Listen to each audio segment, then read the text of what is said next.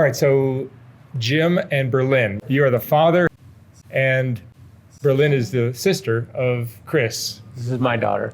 Who I interviewed recently. He's a schizophrenic young man who is using crystal meth and lives here on Skid Row somewhere. Correct. We haven't been able to find him yet, but he's around. I saw him a couple of days ago. Tell me the background with Chris. He began with marijuana. So yeah, I think he was probably 14-ish, and was hanging out with some friends and started smoking pot and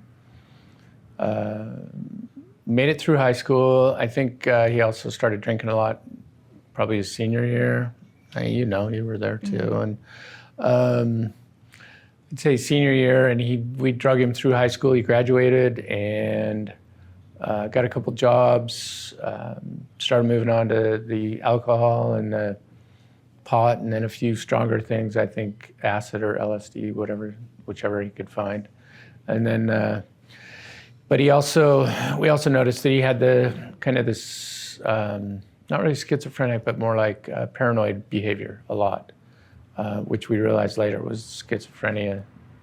And I think when he was 18, 19-ish, he got diagnosed with ADHD. Actually, he was 17, it was his senior year. Got diagnosed with ADHD and then also bipolar, slight bipolar.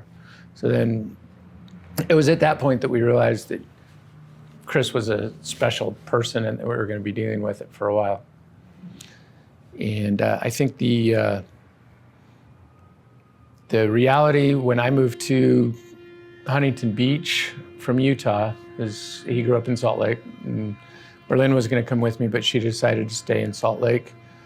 I took a job down here, and then 2 years later, Chris moved down with me because he got kicked out of his mom's house, and he was living on the streets in Salt Lake. Called me and asked if I could help him, so I said, yeah, come on down, we'll take care of you.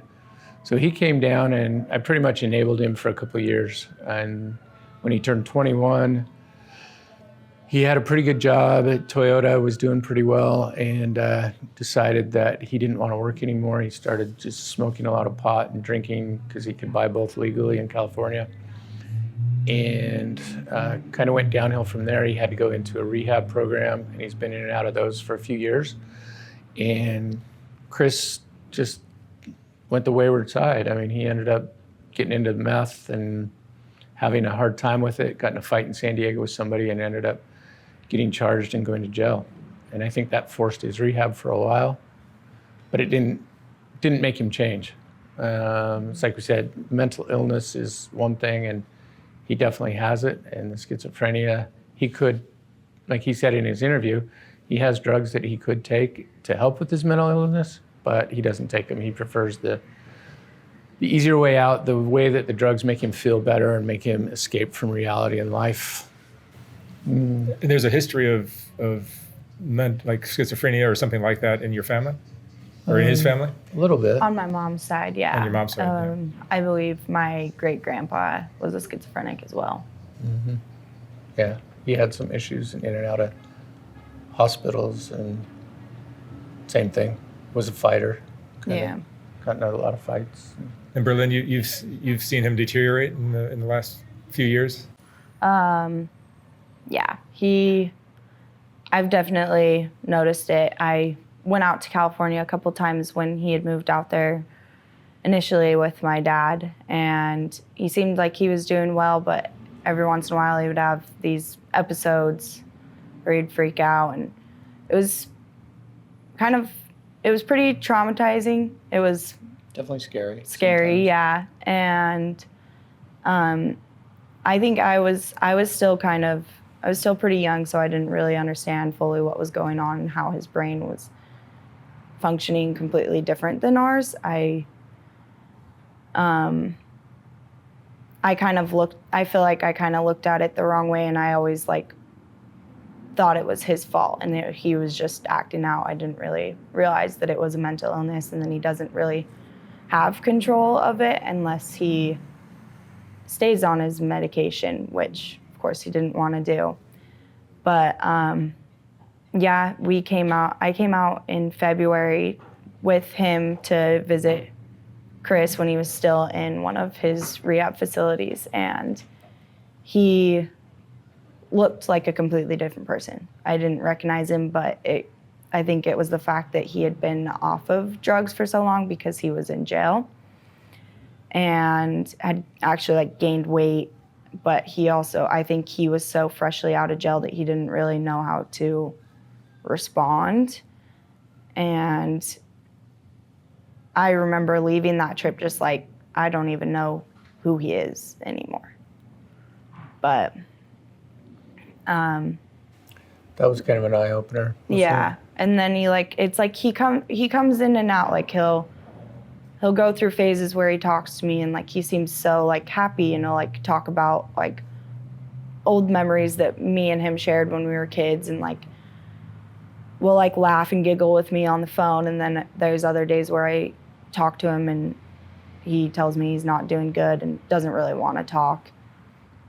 But from the interview that I saw with you, that's like the way that he looked there. He like looks like he has lost some weight, which is what I remember him in high school, and the long shaggy hair.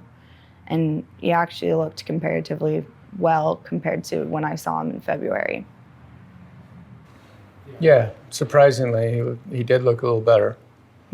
But he was definitely, mentally he wasn't better. Yeah. And I think physically he hadn't, obviously he'd been going through stuff and he hadn't eaten as much, so he was definitely skinnier. And I think doing the meth. It's got to be tremendously frustrating as his dad and sister to see this, and Yeah. you want to do anything for him, right? Yeah. But what can you do?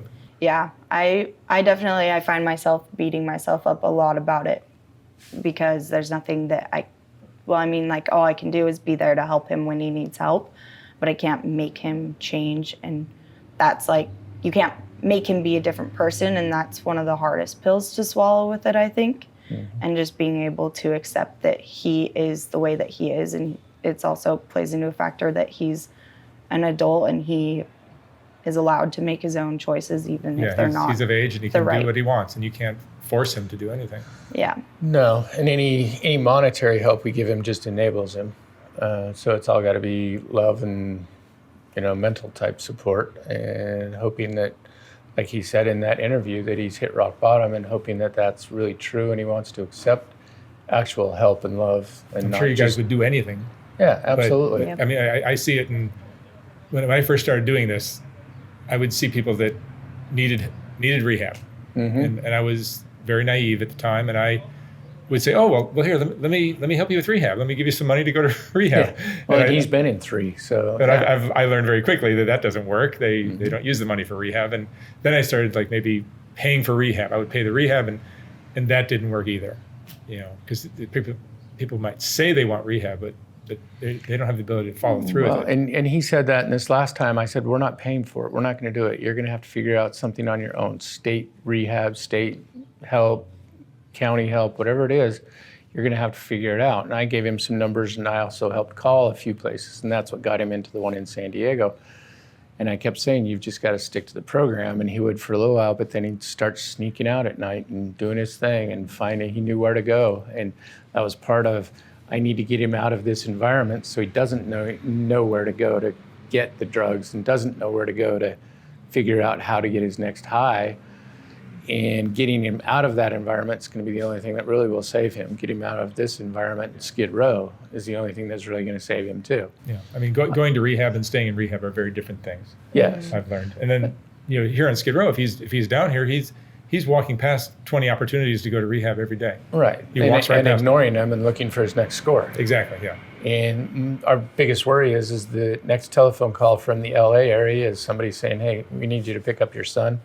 He's in the hospital, or come identify his body," which is the worst thing a parent ever wants to hear. I don't want to outlive my kids. I definitely want them to grow old and be happy. Sure, And of course. I don't want to ever get that call, and so that's why I'm always trying to find him, trying to figure out a way to help him, and be the guy that at least said I did everything I could and didn't turn my back on. Yeah. So you're down here, hopefully looking to. We were hoping to find him, but it doesn't look like we're going to this trip. Yeah. It's his birthday tomorrow. Oh yeah, tomorrow he turns 25. Oh, is that right? Yeah. So I'll let you know if, and I saw him on Monday, and I'll let you know if I can find him again. I asked him to come by this week every day, but he hasn't. So Yeah, and this year was supposed to be the year we were actually going to spend and have dinner and cake and hang out on a birthday. We haven't done that for, I think, 4 years. So, because he's either been in rehab or jail. So this was going to be the year. So maybe next year. it's such a heartbreaking story, like so many people down here. So many parents I know are in the same boat. And, I know in the back of their mind, they're not giving up, even though sometimes they say they have. And it has to be tough love, and you have to continue with your life. I mean, you can let this eat you up, and it could become your life, but you're not going to help them, especially if you don't find them. And if you try and overprotect them and try and do everything for them, then it's pretty much just going to be the enabling that they want. They're going to get what they want out of you and work it. And being a drug addict, I know they're very manipulative, and they'll do what they have to get what they need. It's insane how manipulative they can be, because I've been fooled and tricked so many times by people who said, "Oh yeah, I just want help," and I'm like, the help turns into enabling like that. Mark, you have $20. I need some for parking. Yeah, of course, sure. Yeah, it's just generosity. It's like, no, it's just I tend to be a sucker or a kind person, whatever you want to call it. Kind people are the worst. Yeah, no, and I'm like, sure, okay, you seem sincere, and it very easily turns into what they really want, which is another fix.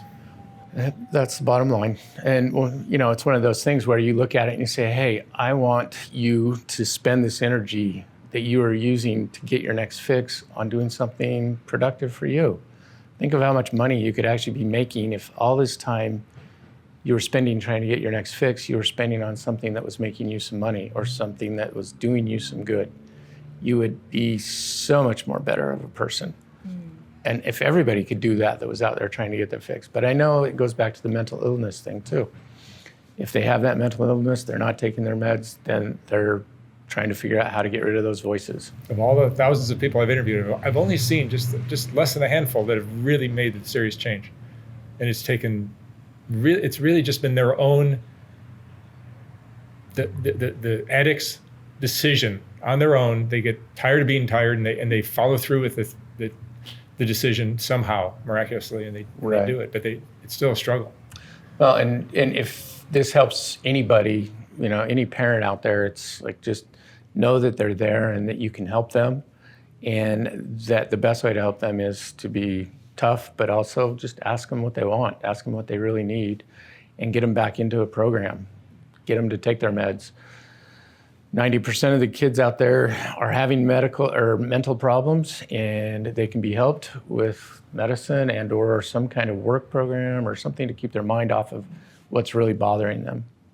And I think that's, the easiest, simplest form to put it in. And if this can help one person out there, then I'm grateful, and hopefully it helps bring Chris back to us. Yeah, Jim in Berlin, thank you so much for coming in and thank you. Sharing your thoughts on this. It's a common problem, I think. And very common. Yeah, and I wish you guys the best of luck, and I hope Chris can somehow figure out a way to get help and get stabilized. Happy birthday, Chris, if you see this. Happy birthday. All right, you guys. Thank you very much. Thanks, Mark. Good luck. Thank you.